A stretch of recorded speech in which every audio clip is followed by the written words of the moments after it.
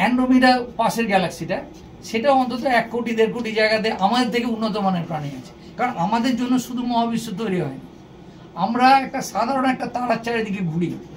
সূর্য আমাদের কাছে নমস্য এবং আমাদের কাছে সমস্ত এনার্জি এখান থেকে পাই, কিন্তু মহাবিশ্বের তরফ থেকে যদি আমি দেখি, সূর্য একটা সাধারণ তারা, বুঝতে পারেন?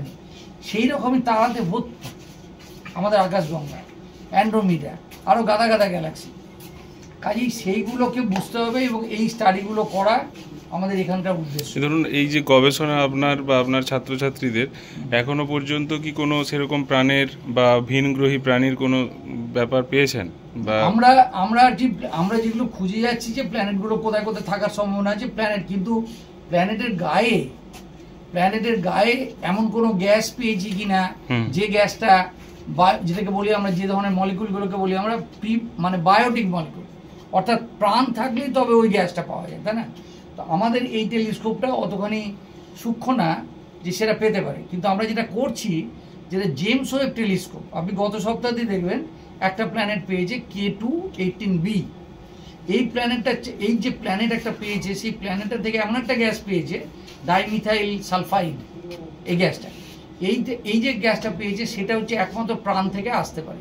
তেমনি আপনি জানেন যে নাসা যে মঙ্গল গ্রহে যে রোভারটা যাচ্ছে, হ্যাঁ, পার্সিভারেন্স আছে, সেটা তারাও এমন সমস্ত কেমিক্যালগুলো পেয়েছে যেটা স্পষ্ট বোঝা যাচ্ছে যে ওখানে এক সময়তে প্রায় 390 কোটি বছর আগে প্রাণ ছিল। মানে আমরা যেটা করছি, আমরা বার করছি যে কোনটা আদৌ প্ল্যানেট কিনা, এতগুলো তারা আছে এর মধ্যে প্ল্যানেট আছে কিনা।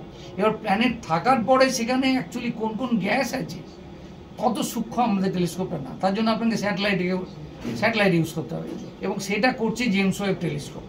জেমস ওয়েব টেলিস্কোপকে L2 পয়েন্টে রাখা আছে, এবং ওরা অলরেডি গত সপ্তাহতেই দেখিয়েছে যে এরকম প্ল্যানেট আছে যেখানে প্রাণের বিকাশ হয়েছে বলে মনে করা যায়, এবং এর সাথে হেডলাইন ছিল গত সপ্তাহে, এটাই ছিল মেন হেডলাইন, যে এমন একটা প্ল্যানেট পেয়েছে যেটা এখান থেকে 124 লাইট ইয়ার দূরে, অর্থাৎ কিনা আলো যেতে লাগে 124 বছর।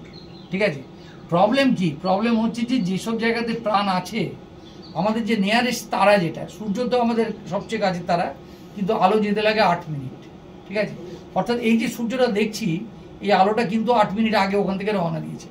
তারপরে যে তারাটা আছে ওটার নাম হচ্ছে আলফা সেন্টারি, সেখানে আলো যেতে লাগে 4.25 বছর। অর্থাৎ আমি যদি হ্যালো করি কিংবা রিং করি, ওই রিংটা যেতেই ওর ওখানে 4.25 বছর লাগবে, ও যদি ওখানে উত্তর দেয় আমার কাছে আরও 4.25 বছর লাগবে, অর্থাৎ 9 বছর পরে বুঝতে পারবো।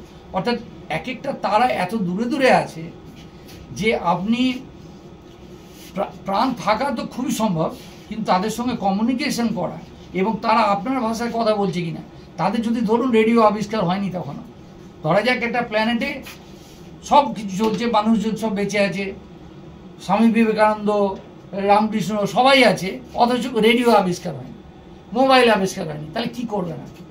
আপনি তো কমিউনিকেশন করতে পারছেন না। ফলে প্রাণ থাকা একটা কথা, আর তাদের সঙ্গে কমিউনিকেশন করাটা এবং প্রতিষ্ঠা করা যে তারা আছে, এটা কিন্তু আরেকটা গল্প, বুঝতে পারেন তো? ফলে আমরা বিভিন্ন তরফ থেকে চেষ্টা করে যাচ্ছি যে পিন পয়েন্ট করতে, যে এক্স্যাক্টলি কোন কোনটাতে প্রাণ থাকার ম্যাক্সিমাম চান্স আছে। কোনো একদিন হয়তো সময় আসবে যেখানে আমরা আলোর থেকেও অনেক বেশি দ্রুত গতিতে যেতে পারবো। ফলে যেটা আমাদের এই যে আজকে যেটা পাওয়া গেছে এই যে 124 বছর লাগবে আলো, এবার ধরুন আমাদের আলোর থেকে 10 গুণ জোরে যেতে পারছি, তাহলে 12 বছরে যেতে পারবো, কিংবা 100 গুণ জোরে 1 বছরে যেতে পারবো। ফলে কি হচ্ছে, কোনো না কোনো সময় আসবে যেটাকে আমরা টাইম ট্রাভেল বলি। টাইম ট্রাভেল বলা হয় রিলেটিভিটিতে, অর্থাৎ আপনি ইচ্ছে করলে আপনার অতীতে ফিরে যেতে পারবেন, কিংবা আপনি ইচ্ছে করলে ওই গ্যালাক্সিতে আলো যা স্পিডে যায় তার থেকে বেশি স্পিডে যেতে পারবেন। এই দিনটা যদি আসে, তাহলে আপনার ওই অ্যালিয়েন যাকে বলি আমরা, ভিন গ্রহের প্রাণী, তাদের সঙ্গে আমাদের যোগাযোগ করা, এবং মাঝে মাঝে এরপরে কী হবে, মিটিং হবে, ইন্টারস্টেলার মিটিং হবে, তাদের মধ্যে একজন এলো এই তারা থেকে, একজন এলো এই গ্যালাক্সি থেকে, একজন এলো, ইন্টারস্টেলার মিটিং। আমরা চিন্তা করতে পারি, কারণ এই জিনিসগুলো 200 বছর আগে তো চিন্তা করতে পারতেন না যে রাশিয়া থেকে একজন, আমেরিকা থেকে একজন এসে সৌদি আরবেতে বসে মিটিং করছে। এটা 200 বছর আগে চিন্তা, এই একই ব্যাপার চিন্তা করতে পারেন আপনি ইন্টারস্টেলার মিডিয়াম। এই যে এক কোটিখানা তারা আছে, প্রত্যেক তারা থেকে ইচ্ছা করলে রিপ্রেজেন্টেটিভ আসবে এক জায়গাতে, যে একটা ডিসকাশন করা, যে না স্টার ওয়ার করা। এগুলো কিন্তু ফিউচারিস্টিক মনে হলেও হয়তো 400-500 বছর পরে এগুলো রিয়েলিটি হবে। ফলে সেই দিকে তো আপনাকে তো এগোতে হবে ধীরে ধীরে। তো আমাদের এই প্রয়াসটা হচ্ছে সেই দিকের প্রয়াস।